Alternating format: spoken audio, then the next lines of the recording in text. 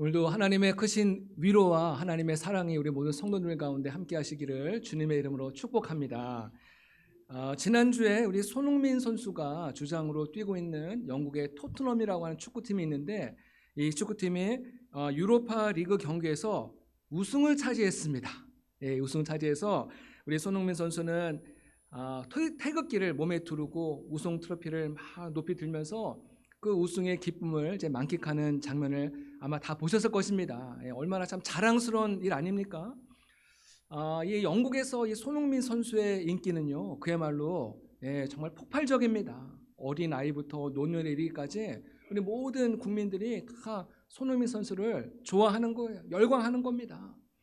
손흥민 선수가 이렇게 인기가 많은 이유는 물론 그가 축구를 잘하는 것도 있지만은 이 손흥민 선수의 겸손한 태도 때문에 손흥민 선수를 더 아끼고 더 사랑한다는 것이죠.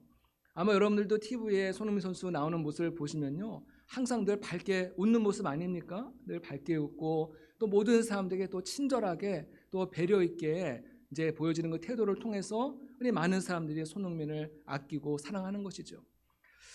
영국의 한 스포츠 매체에서 선정한 세계 최고의 선수 가운데 손흥민 선수가 무려 12위에 올랐습니다. 그러면 그야말로 월드 클래스에 해당하는 정말 최고의 축구 선수임에도 불구하고 손흥민은 늘 얘기하는 거예요. 나는 아직 월드 클래스가 아닙니다. 나는 아직 부족합니다. 그게 자신을 낮추는 거예요. 자신을 낮추니까요, 또 많은 사람들이 역시 손흥민이다, 저렇게 겸손하네 하면서 또 인기가 더 높아지더라는 것입니다. 이 손흥민 선수의 이 겸손이 어디에서 왔는가 생각해 보니까는 그 아버지의 영향을 많이 받았다는 것을 이제 알게 되었습니다. 그 아버지, 우리 손흥정 씨가 쓴 모든 것은 기본에서 시작한다라는 책이 있습니다. 제가 이 책을 이제 읽어보니까는 그 아들에게 어릴 적부터 계속 겸손에 대해서 계속 훈련을 시켰더라고요. 축구만 가르친 것이 아니라 겸손해야 된다, 그 얘기를 계속 가르쳤다는 거예요. 그 책에 보면 이런 예가 나옵니다. 모든 것은 대한민국 국민 덕분이다. 주변에서 염려해 주신 덕분이다. 모든 것은 하늘이 주신 기회다. 그걸 잊어서는 안 된다는 거야. 너가 잘나서 그렇게 잘하는 것이 아니라 많은 사람들이 너를 응원해주고 도와주기 때문에 너가 이렇게 세계적인 선수가 되는 거기 때문에 너는 항상 이제 조심하고 겸손하라는 거예요. 또 이런 얘기가 있습니다. 흥민이 위에는 메시, 호날두와 같은 세계적인 선수가 수도 없이 많다. 반면에 생활면에서 보면은 우리보다 어려운 환경에 있는 사람들도 너무 많다는 거예요. 그래서 이렇게 얘기했다는 거예요. 삶에서는 늘 아래를 바라보고 축구에서는 항상 위를 보아라. 멋지지 않습니까? 삶에서는 항상 아래를 바라보고 축구에서는 늘 위를 바라봐라. 늘 잘하는 선수들을 바라보면서 너의 실력을 향상을 위해서 꾸준히 계속해서 노력할 것을 이제 이야기하고 있는 것이죠. 우리 손흥정 씨, 손흥민의 아버지 손흥정 씨는 이제 교회를 다니는 이제 성도시더라고요.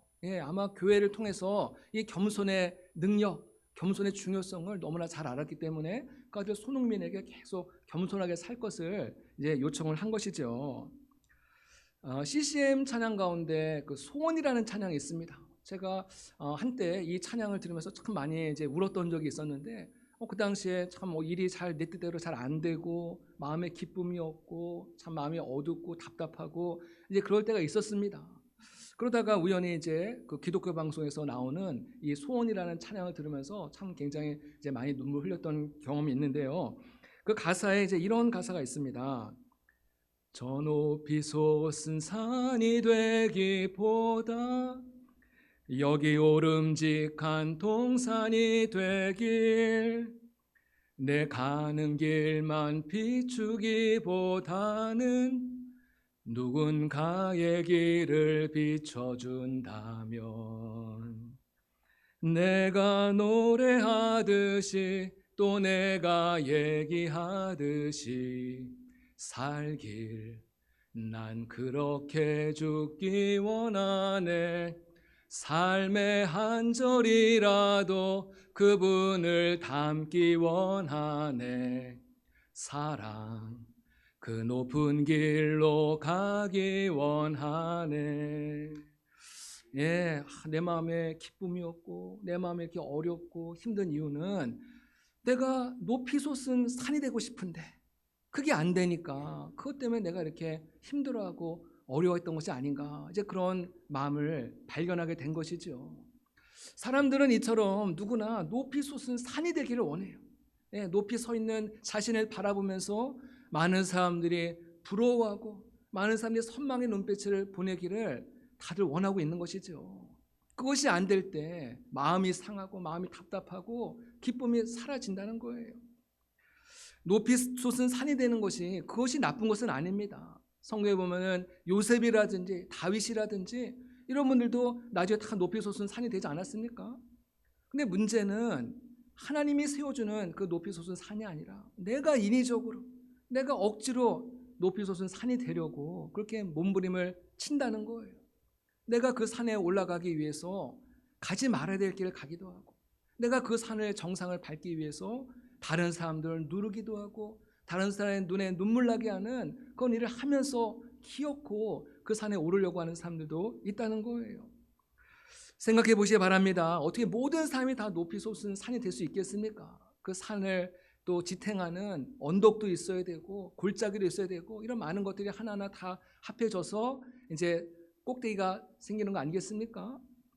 예, 모든 사람이 다 요셉이 될 수 있고 모든 사람이 다 다윗이 될 수 있는 건 아니라는 거예요. 예, 중요한 것은 하나님께서 내게 주신 이 삶을 귀하게 여기고 감사히 여기고 만족하며 살아갈 때 그것이 우리가 인생에 살아가는 참된 지혜이고 그것이 참된 행복인 줄로 믿으시기를 바랍니다. 이것이 주님이 기뻐하는 삶 아니겠습니까? 또 그렇게 우리가 성실하게 겸손하게 살아가다 보면은 하나님이 우리를 또 높여주실 때가 온다는 거예요. 예, 우리 모두가 하나님께서 높여주시는 삶을 사시기를 주님의 이름으로 축복합니다. 웨슬리는요, 이 겸손은 하나님 나라의 풍부한 창고를 발견하는 눈이요 그것을 받는 손이다 말씀하고 있습니다. 이 겸손이 중요하다는 거예요. 잠언 22장 4절에 보니까는 겸손과 여호와를 경외함의 보상은 재물과 영광과 생명이다 말씀하고 있습니다. 재물과 영광과 생명의 복, 이것이 어디에서 오는 것이냐? 우리 하나님 앞에 겸손하고 하나님을 경외하는 삶을 살아갈 때 하나님께서 우리에게 덤으로 주시는 선물이라는 거예요. 내가 막 굳이 그렇게 발버둥 치고 또 남을 어렵게 하고 또 남의 눈에 눈물 나게 하면서 내가 올라가지 않더라도 우리가 겸손한 삶을 살아가면은 하나님이 우리에게 재물의 복도 주시고 영광의 복도 주시고 생명의 복도 주신다. 이것이 하나님께서 우리에게 주시는 약속의 말씀이라는 거예요. 성 어거스틴은 그리스도인에게 가장 으뜸이 가는 덕목은 첫째도 겸손, 둘째도 겸손, 셋째도 겸손.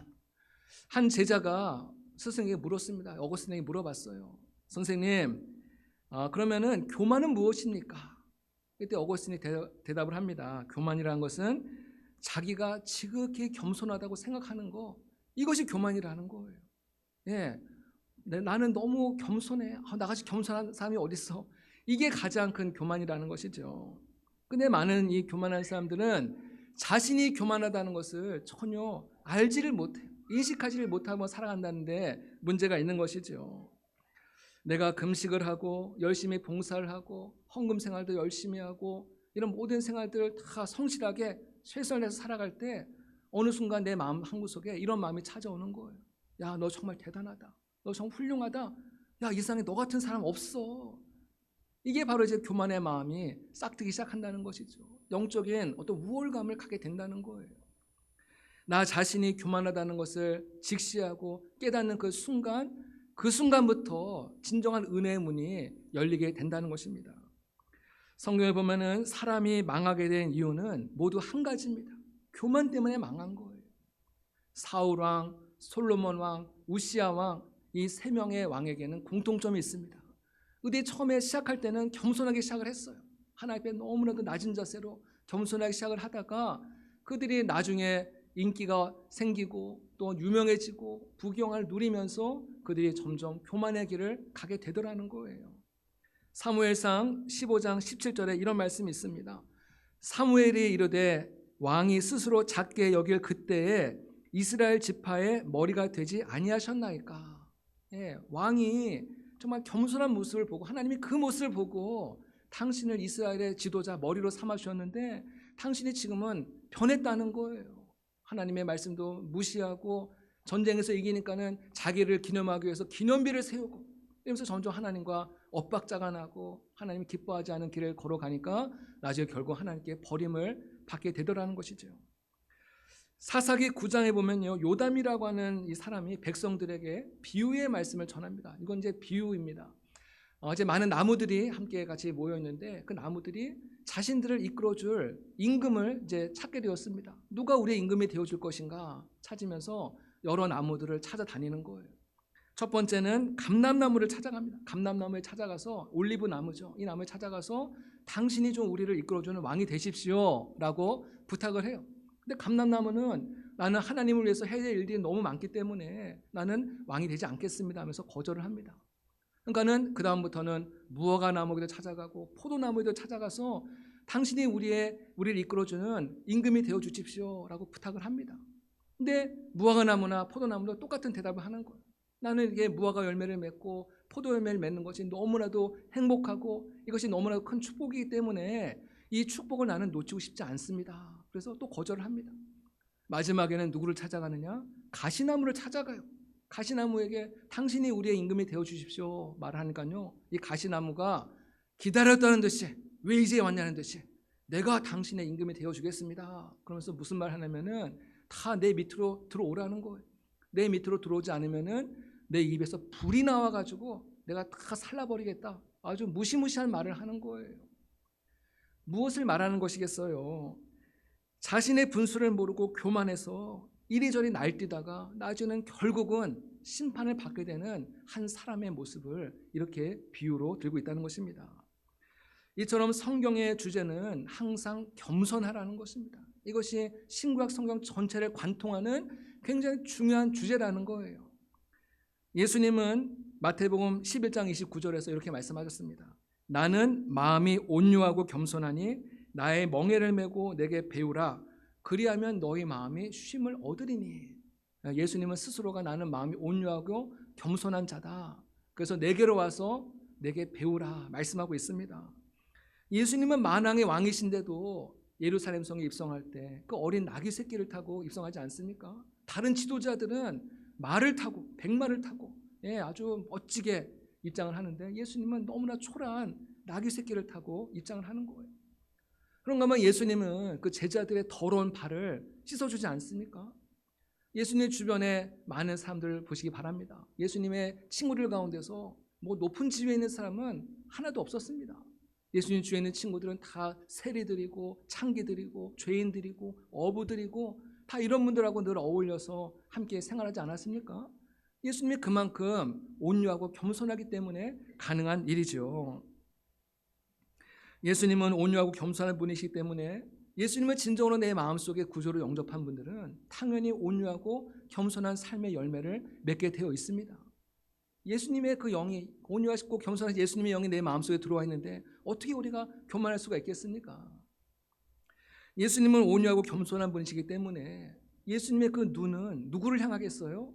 이 땅 가운데서 온유하고 겸손하게 살아가는 사람들을 주님은 늘 주목하시는 거예요. 그분들을 찾고 계시는 거예요. 그분들을 사랑하시고 그분들에게 은혜를 주시고 주님께서 그분들을 통하여서 하나님의 선한 역사를 이 땅 가운데 이뤄가시는 줄로 믿습니다. 오늘 말씀에도 보니까요, 반복해서 나오는 단어가 있죠. 무슨 단어예요? 겸손이라는 단어가 계속해서 나오고 있습니다. 우리 5절에도 보니까는 겸손으로 허리를 동이라. 겸손한 자들에게 은혜를 주신다. 6절에도 겸손하라. 이 짧은 두 절의 말씀 속에 이 겸손이라는 단어가 3번씩이나 이제 계속해서 등장하고 있습니다. 오늘 베드로전서를 기록한 분은 누구겠습니까? 베드로죠. 베드로가 이 베드로전서를 기록했습니다. 근데 우리가 흔히 알고 있는 이 베드로 하면은 이 겸손과는 좀 거리가 멀지 않습니까? 이 베드로는 굉장히 나서기 좋아하고 굉장히 감정적이고 또 좌충우돌하고 또 실수도 많이 하고 우리가 생각하는 좀 겸손의 모습과는 굉장히 조금 동떨어져 있는 그런 캐릭터가 아니겠습니까? 그런데 이 베드로가 계속해서 겸손해라, 겸손을 강조하고 있어요. 이제 이럴 때 우리가 마음속으로 하는 이야기가 있죠. 당신이나 잘하시오. 이런 얘기를 아마 속으로 던질 것입니다. 여러분, 이 베드로는요, 자신에게 있었던 그 뼈아팠던 그런 실수, 뼈아팠던 그 실패를 교훈 삼아서 새로운 사람이 되었다고 하는 그 증거를 오늘 말씀을 통해서 우리에게 알려주고 있다는 것입니다. 베드로는 한때 예수님께 모두가 예수님을 다 떠나고 버릴지라도 나만큼은 예수님을 버리지 않겠습니다. 떠나지 않겠습니다. 아주 그냥 큰 소리에 쳤습니다. 호언장담을 했어요. 아주 기고만장하지요.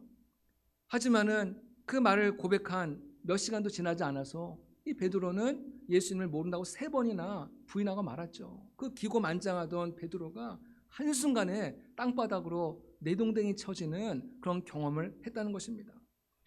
베드로는 자신에 대한 실망감과 자책감으로 낙심하고 있을 때 예수님께서 베드로를 찾아오셔서 베드로의 그 모든 잘못을 다 덮어주시고 용서해 주시고 정말 실망해 있는 그 베드로에게 또 다독여 주시면서 베드로가 다시 일어설 수 있도록 주님께서 회복의 은혜를 베풀어 주셨습니다. 아마 이 사건을 계기로 해서 베드로의 마음속에는 겸손이라고 하는 이 단어가 그 마음에 깊이 새겨졌을 것입니다. 겸손. 그래, 항상 겸손해야지. 내가 이것 때문에 내가 넘어지고 무너졌는데. 베드로가 넘어졌던 이유는 무엇이냐면요, 교만 때문입니다. 교만 때문이에요. 나라는 단어가 들어가는 것이 그것이 바로 교만이라는 거예요. 다른 게 교만이 아니에요. 내가 예수님을 버리지 않겠습니다. 내가 예수님을 지켜주겠습니다. 교회 안에서도 마찬가지예요. 내가 교회를 부흥시키겠습니다. 내가 아니면 이 교회를 지켜줄 사람이 없습니다. 이 내가 들어가면은 그게 바로 교만이라는 거예요. 그래서 우리는 이 나라는 거를 자꾸만 지우고 그 안에 하나님의 은혜로 자꾸만 채워야 될 줄로 믿습니다. 나라는 단어가 들어가는 순간 하나님은 일하지 않으세요. 네가 한다고? 그래, 한번 어디 한번 해봐라. 하나님 일하지 않으세요. 하나님은 내 안에서 이 나라는 단어, 이 나라는 우상이 완전히 깨어지고 또 사라지고 또 부서지고 가루가 될 때까지, 겸손해질 때까지 하나님은 계속 기다리고 계세요. 기다리세요. 어디 한번 보자. 계속 기다리고 계세요. 그러다 결국은 나는 안 되는구나. 나는 할 수 없구나. 나는 무능하구나. 나는 연약하구나. 이제 이런 고백을 하며 주님 앞에 겸손하게 나올 때 하나님은 그제서야 하나님의 일을 이루어가시는 하나님이신 줄로 믿으시기를 바랍니다. 하나님은 모세의 힘을 빼기 위해서 40년간을 기다리지 않습니까? 40년간을 계속 힘이 빠지길 기다리는 거예요. 그러다 모세가 힘이 다 빠지고 이도 빠지고 머리도 빠지고 다 빠졌을 때, 힘도 다 빠졌을 때 80세가 되었을 때 하나님은 그제서야 비로소 모세에게 찾아오시고 모세를 통하여서 하나님의 위대한 역사를 시작하고 계셨다는 것입니다. 이것이 하나님께서 일하시는 원리예요. 베드로는 더 이상 우리가 알던 예전의 그 모습이 아니라는 것입니다. 베드로가 바뀌었어요. 겸손한 사람, 부드러운 사람으로 바뀌었기 때문에 그는 우리에게도 겸손할 것을 말씀하고 있는 것입니다. 유진 피터슨이라는 분은요, 이런 베드로를 일컬어서 산들바람과 같은 사람이다라고 이제 그렇게 말했습니다. 산들바람 같은 사람. 우리는 세상에서 성공하고 출세하려면요, 산들바람 같은 사람은 유약하다고 무시당하기가 십상이죠. 세상에서 성공하려면은 강인한 태풍 같은 사람이 되어야 된다. 이제 그렇게 늘 이제 배우지 않았습니까? 하지만 하나님은 산들바람과 같은 베드로를 통해서 초대교회 부흥의 혼란 역사의 중심에 서도록 베드로를 사용하시고 베드로를 통해서 위대한 부흥을 일으키신 하나님이시라는 거예요. 베드로가 가졌던 모든 힘이 빠지니까는 하나님께서 그제서야 베드로를 통해서 위대한 역사를 이루신 줄로 믿습니다. 하나님은 우리를 겸손하게 만들기 위해서 내가 가지고 있는 힘을 의도적으로 빼실 때가 있어요. 의도적으로 힘을 빼세요. 여러분, 사도 바울이 예수님을 만난 다음에 얼마나 큰 은혜를 받지 않았습니까? 많은 능력도 받고 또 많은 은사도 받고 많은 체험도 하고 또 특별히 이 사도 바울은 성경에 보니까는 천국에까지 다녀온 참 그런 놀라운 영적인 경험을 했습니다. 여러분, 천국에 다녀왔으면은 얼마나 그것을 막 자랑하고 싶어가지고 입술이 간질간질하지 않겠어요? 나 사실은 천국 갔다 왔어. 나 이런 사람이야. 그렇게 좀 자랑하고 싶지 않겠습니까? 여러분, 이게 자랑하게 되면 어떻게 되겠어요? 그러면 교만한 마음이 들어오죠. 저 사람 천국 다녀왔대. 저 사람 좀 대단한 사람이야. 영성이 너무나 깊은 사람이야. 사람들이 막 사도 바울을 막 우상처럼 섬기고 그러지 않겠습니까? 그럼 사도 바울도 자신도 모르게 교만한 마음이 들어오게 되고, 교만한 마음이 들어오면은 사도 바울이 망가지기 때문에 하나님께서 딱 보시면서 얘 이러다 안 되겠구나. 얘 이러다 망가지겠구나. 그래서 사도 바울에게 안전장치를 이제 허락하신 거예요. 그것이 뭐예요? 예, 가시. 사도 바울에게 육체의 가시를 넣어주셨다 말씀하고 있어요. 바울은 그 가시 때문에 교만이 머리를 들려고 할 때마다 잠깐 가시가 찌르니까는 얼마나 아프겠어요. 얼마나 괴롭겠어요. 얼마나 고통스럽겠어요. 사도 바울은 하나님께 기도하죠. 하나님, 제발 내 몸에서 이 가시를 좀 가져가 주세요. 3번을 기도했다고 말씀하고 있죠. 근데 하나님께서 응답을 주시는 거예요. 야, 너 그런 말 하지 마라. 그 가시는 내가 너에게 준 것이니 그 가시를 뽑지 말라는 거예요. 네가 그 가시 때문에 나를 의지하게 되고, 그래서 너가 능력 있는 사도로 살아가는 거야. 너 절대로 착각하면 안 돼. 교만하면 안 돼. 주님께서 말씀을 주시는 거예요. 우리가 살아가는 가정에도 가시가 있고 교회 안에도 다 가시가 있어요. 네, 저 가시만 좀 사라지면 살만할 텐데 좀처럼 가시가 잘 사라지질 않다는 것이죠. 이런 가시가 나를 겸손하게 만들고, 이런 가시가 나를 눈물 흘리게 만들고, 이런 가시가 또 하나님을 의지하게 만드는 안전장치라는 것을 우리는 알아야 됩니다. 하나님께 끝까지 귀하게 쓰임받았던 많은 목회자들도 보면요, 그들이 쓰임받은 비결은 딴 것이 아니에요. 그분들이 막 능력이 뛰어나고 설교를 탁월하게 잘하고 성품이 좋아서 성공한 것이 아닙니다. 그들의 성공한 비결은 무엇이냐? 가시 때문에 성공했다는 거예요. 가시 때문에. 하나님 앞에 귀하게 쓰임받은 분들의 그 이면에 보면요, 그분들의 삶에 가정이나 건강이나 어떤 면으로든지 반드시 가시가 있었다는 거예요. 가시가 없이 그냥 능력만으로 열심히 사역하는 분들은 나중에 다 오래가지 못하는 것을 우리도 알 것입니다. 나의 부족함, 나의 연약함, 가시, 이 모든 것들이 나를 다 낮추는 것인데, 이런 것들이 나를 영적으로 건강하게 만들고 깨어있게 만들고 하나님을 의지하게 만드는 하나님의 축복의 선물인 줄로 믿으시기를 바랍니다. 오늘 베드로는 우리에게 말씀합니다. 겸손으로 허리를 동여라. 겸손으로 허리를 동여라.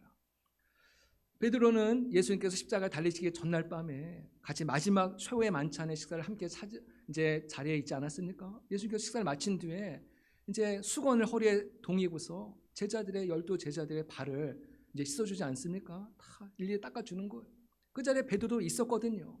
베드로가 말했잖아요. 예수님 왜 이러세요? 왜 내 발을 씻고 그러세요? 예수님 이러시면 안 됩니다. 막 말리지 않았습니까? 그 자리에 있었어요. 베드로는 그 모습을 생각하면서 연상하면서 너희들도, 예수님도 이렇게 겸손으로 허리를 동이셨는데 너희들도, 여러분들도 겸손으로 허리를 동이고 주님처럼 살아갈 것을 우리에게 말씀하고 있는 것이에요. 여러분, 사람들의 발을 씻으려면은 허리를 굽혀야 되죠. 뻣뻣이 서서 어떻게 남의 발을 씻을 수 있겠습니까? 허리를 완전히 낮게 굽혀야지만이 내가 남의 발을 씻을 수가 있지 않겠습니까? 내가 상대방 앞에서 허리를 굽힌다는 것은 상대방을 존중하고 상대방을 높여주는 그런 행위이죠. 이것이 바로 겸손이라는 거예요. 이재훈 씨가 쓴 갑부라는 책에 이제 이런 내용이 나오는데요. 여러분, 갑부 되고 싶지 않으세요? 예, 갑부 되고 싶은 분은 잘 들어보시기 바랍니다. 사람 몸 중에는 3가지 중요한 이제 부위가 있는데 머리와 가슴과 허리라는 거예요. 그래서 머리는 어떤 거냐면은 사상과 의식을 담고 있으며, 이 가슴은 자신과 타인에 대한 사랑을 담고 있다고 해요. 허리는 무엇이냐? 허리는 예의 범절을 담고 있다고 합니다. 그래서 그분은 이제 이런 얘기를 합니다. 어떤 위치에 오르든 또 어떤 상대를 만나든 허리를 많이 굽히는 사람은 별다른 힘을 들이지 않아도 많은 사람을 자기 편으로 끌어들일 수 있다는 거예요. 허리를 많이 굽히는 사람일수록 많은 힘을 들이지 않고도 많은 사람을 자신의 편으로 만들 수 있다는 거예요. 누구에게나 허리를 구부릴 수 있는 사람은 실패할래야 실패할 수가 없다. 또 성공하기를 원하면 진심으로 허리를 굽히는 마음을 가져야 된다. 굉장히 참 중요한 이야기를 하는 것 같습니다. 내가 누군데, 내가 감히 누군데 그러냐, 이런 사람은 잠깐은 반짝할 수 있을지 모르지만은 오래 갈 수는 없다는 거예요. 항상 한결같은 마음으로, 남의 겸손한 마음으로 허리를 굽히면서 나아가야지만이 그 사람은 성공할 수 있다는 것이죠. 이렇게 세상에서도 성공하기를 원해서 허리를 굽히는데, 하물며 하나님의 백성들은 만왕이 왕신 하나님 앞에 우리는 날마다 허리를 굽히고 겸손한 모습으로 주님 앞에 기도하며 나아갈 때 하나님께서 우리를 높여주시고 은혜를 베푸시는 줄로 믿으시기를 바랍니다. 오늘 말씀에 하나님은 겸손한 자에게 은혜를 주신다 말씀하고 있어요. 여러분, 물은 높은 곳에서 낮은 곳으로 그러지 않습니까? 이건 뭐 당연한 이제 자연의 이치죠. 그런 것처럼 하나님의 은혜도 어느 곳으로 흐르냐? 높은 곳에서 낮은 곳에 하나님의 은혜가 모인다는 거예요. 우리가 정말 하나님의 은혜를 받기 위해서는 우리의 마음이 낮아져야 되고 겸손해질 때 주님의 그 은혜를 우리는 경험할 수 있게 된다는 것이에요. 하나님의 은혜를 받은 사람은 어떤 사람입니까? 의로운 사람, 또 능력이 많은 사람이 아니라 나의 무능함과 나의 부족함을 알고 날마다 주님을 바라보고 주님을 의지하는 사람, 이런 겸손한 사람이 진정으로 하나님 앞에 은혜를 받는 하나님의 백성이 된다는 거예요. 하나님의 은혜는 이러한 사람에게 흘러가게 되어 있다. 이것이 성경의 원리죠. 우리 모두가 정말 이런 은혜를 놓치지 않게 되기를 주님의 이름으로 축복합니다. 6절에 보니까요, 하나님의 능하신 손 아래서 겸손하라, 때가 되면 너희를 높이시리라 말씀하고 있습니다. 특별히 이 말씀은 하나님의 기도응답을 간절히 기다리고 애타게 기다리고 있는 성도들에게 굉장한 어떤 위로와 소망의 메시지가 될 것입니다. 하나님께서 우리를 높여주시는 원리가 두 가지라는 거예요. 하나는 겸손이고 하나는 기다림, 인내라는 것을 말씀하고 있죠. 오늘 말씀에 특별히 보면요, 이 때라고 하는 단어가 굉장히 중요합니다. 때. 이 때라는 단어, 시간, 이 단어의 그 원어적인 의미를 보면요, 카이로스라고 하는 단어를 쓰고 있습니다. 한번 따라해 볼까요? 카이로스. 이 카이로스라는 이 시간은 어떤 개념을 말하는 거냐면은 우리가 일반적으로 알고 있는 하루 24시간, 1년 365일 이런 흘러가는 시간을 말하는 것이 아니라 하나님께서 가지고 계시는 하나님의 시간표가 있다는 거예요. 각자마다 다 달라요, 그것이. 어떤 분은 1년, 어떤 분은 10년, 어떤 분은 20년을 기도해야지 하나님께서 우리에게 응답하시고 찾아오시는 때가 있는 거거든요. 하나님이 정하신 그 때, 그 시간이 있다는 거예요. 그것이 점점 차오를 때까지 하나님은 계속해서 우리를 기다리시고 우리를 훈련하시고 우리를 낮추시고, 그래서 그때가 이제 무르익었을 때 그때 하나님께서는 우리에게 놀라운 은혜를 베푸시는 하나님이시다. 오늘 그거 말씀을 하고 있는 거예요. 하나님은 왜 우리에게 이 하나님의 때를 알려주지 않을까? 우리가 조금만 더 얼마만큼 더 기도해야 될 것인가? 이걸 좀 알려주시면은 우리가 조금 더 견딜 수 있을 텐데 하나님은 그 때를 알려주지 않는 거예요. 왜 알려주지 않을까? 인간은 하나님께로부터 지음받은 피조물이라는 사실을 기억하라는 거예요. 너희들은 피조물이다. 그리고 너의 모든 앞날을 주님께 맡기고 하나님을 의지하고 겸손하라는 거예요. 만일 하나님께서 우리에게 그 때를 알려주면 어떻게 될까요? 내가 너 7년 후에는 너를 아주 크게 성공하게 해줄 거야. 만일 그 때를 알려준다면 어떻게 되겠어요? 우리는 너무나도 방심하게 될 것이고 하나님 의지하지 않게 될 것이고 나 7년 후면 잘 될 거야 하면서 아마 교만해질 것입니다. 그래서 하나님께서는 우리에게 언제 그때가 이르게 될지를 하나님 말씀하지 아니하시고 순간순간 하나님만 의지하며 살아가도록 겸손하게 살아가도록 하기 위해서 우리의 그때를 전혀 알려주지 않고 있다는 것이에요. 하나님의 때가 이를 때까지 늘 하나님만 바라보고 하나님만 의지하며 살아가시는 여러분 되시길 축복합니다. 그래서 다윗의 시편에도 보면요, 많이 등장하는 그런 표현이 있습니다. 다윗의 시편에 어떤 표현이 많이 나오냐면요, 하나님 어느 때까지입니까? 어느 때까지입니까? 이런 표현들이 많이 나와요. 다윗도 너무나도 힘든 거예요. 너무나도 고통스러운 거예요. 언제까지 내가 이렇게 살아가야 되는 건가? 나 이렇게 살다 그냥 인생이 끝나는 거 아닌가? 너무나도 불안하고 두렵기 때문에 하나님 앞에 어느 때까지입니까? 하나님의 때를 안 알려줬어요, 다윗에게도. 하지만 다윗이 믿음의 자리를 떠나지 않고 늘 그 자리에서 울면서 낮은 자세로 기도할 때 하나님의 때가 무르익으니까는 마치 물이 끓을 때 99도까지는 물이 끓지 않다가 100도 임계점에 딱 도달하는 순간에 물이 팍 끓어오르는 것처럼 하나님의 그 은혜도 마찬가지라는 거예요. 우리가 겸손으로 기도하고 기도할 때 이거 차곡차곡 쌓이다가 하나님의 영적인 임계점에 도달했을 때 하나님께서 우리를 높여주시고 정오의 빛과 같이 하나님께서 우리를 존귀한 자가 되게 하시고 우리의 마음의 손에 만족을 주시고 하나님께서 우리를 높여주실 것을 믿으시기를 바랍니다. 하나님께 쓰임받았던 모든 인물들 한 사람 한 사람들의 삶이 다 이렇게 하나님께서 훈련시키시고 이렇게 해서 인도하신 거예요. 여러분이 좋아하는 성경 인물 한번 떠올려 보시기 바랍니다. 그런데 삶 속에도 단 한 사람도 예외 없이 하나님께서는 끊임없이 겸손하게 만드시고 인내하게 만드셔서 마침내 하나님의 영광을 드러내는 위대한 선한 독으로 하나님께서 그들을 높여주시고 세우신 줄로 믿습니다. 우리도 전능하신 하나님의 손 아래서 겸손하게 주님의 때를 기다리시는 우리 모두가 되길 바랍니다. 주님의 뜻이 이루어질 때까지 인내로 기다릴 때 주님께서 또 우리의 삶을 복되고 윤택하고 아름다운 생애로 인도하실 줄로 믿습니다. 그때가 이루어질 때까지 우리 모두가 믿음으로 또 인내하며 기다리며 승리하는 우리 모두가 되시기를 주님의 이름으로 축복합니다. 기도하겠습니다. 사랑과 은혜가 한량없으신 주님의 은혜를 감사합니다. 오늘 우리에게 겸손할 것을 말씀하신 하나님, 우리의 마음속에 또 차지하고 있는 정말 나라는 그 모든 우상을 다 버리게 하여 주시옵고 겸손하게 주님만을 사랑하고 겸손하게 주님만을 섬기는 믿음의 성도 되게 하여 주시오며 우리를 향하신 하나님의 선하신 뜻이 이루어지는 그날까지 우리 모두가 참고 기다리고 인내하면서 이 믿음의 길 끝까지 잘 걸어갈 수 있도록 축복하여 주시옵소서. 감사드리오며 예수님의 이름으로 기도드립니다. 아멘.